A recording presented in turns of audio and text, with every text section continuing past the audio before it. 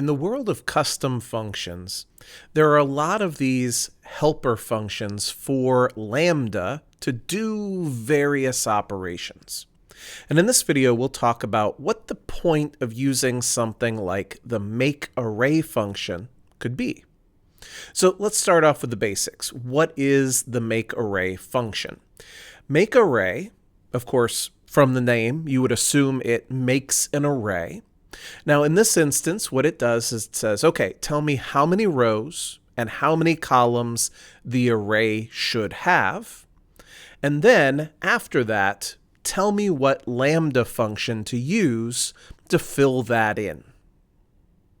Now, the lambda function that you put into the MAKEARRAY, it first takes in some sort of variable for the row, some sort of variable for the column, and then whatever the calculation is. And technically, you don't have to use the row and column in the calculation, although it would kind of make sense if that's the direction you were going.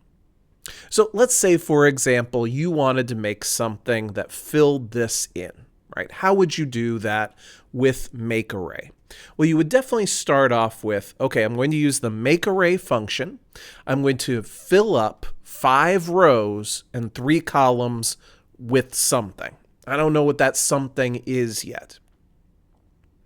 Now, like I said, the lambda function has to have a variable for the row, has to have a variable for the column, and then whatever calculation you want. And this would be the absolute most basic thing, right? There's a variable for the row, there's a variable for the column, but literally all I want to do is I want to fill this all in with ones for some reason. Now, what kinds of scenarios could MAKEARRAY help you with? The one that you'll see a lot of on the internet is being able to make a multiplication table. Because, as you might think through, right, multiplication tables, like when you were a kid, when you fill in a multiplication table, you want to multiply what row you're in times what column you're in so that you can see what the result of those two numbers would be.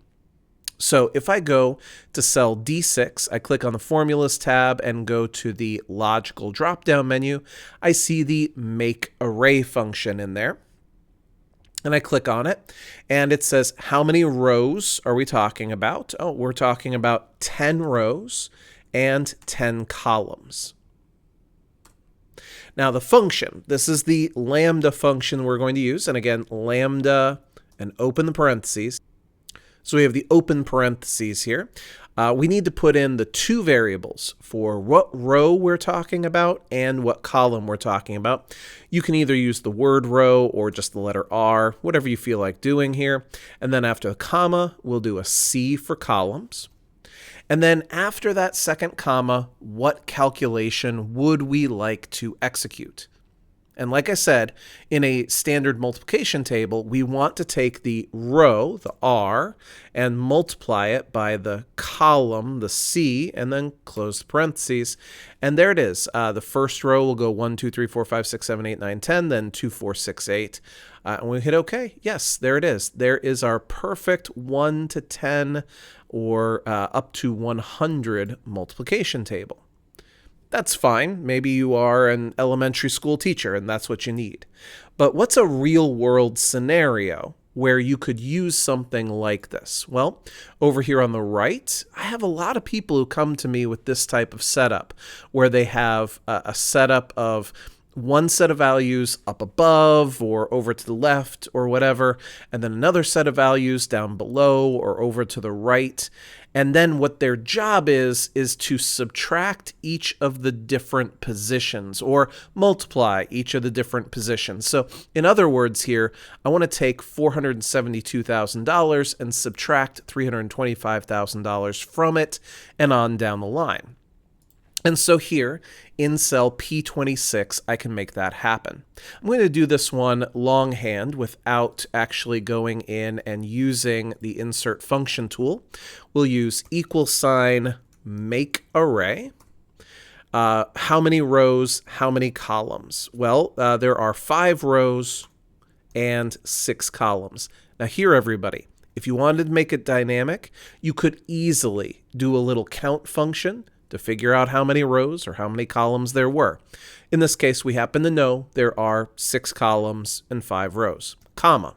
We want to use a lambda function, and again, we need to give it the row variable, could be r, could be row, whatever you feel like, comma, c for the column variable, comma. Now, how am I going to get each of the different positions? Well, luckily here, the index function takes what row should I go into and what column should I go into as arguments. So I'm going to do the index function where the array is all of these cells right here, comma, go to the row number. Hey, I happen to have a variable for that, r, comma, go to the column number. I got a variable for that one too. It's c, and close the parentheses. And then I can do minus the index function again and highlight all of these values, right? And now all I've got to do is comma, r, comma, c. And there it is. By feeding in the same r, what row are we on, and the same c, what column are we on, into these two different tables, and subtracting whatever is in each of those two positions, we hit enter, and we've filled that all in. And we can see, for example, that we have $729,700 minus $761,100, so we have a negative value here of negative $31,400.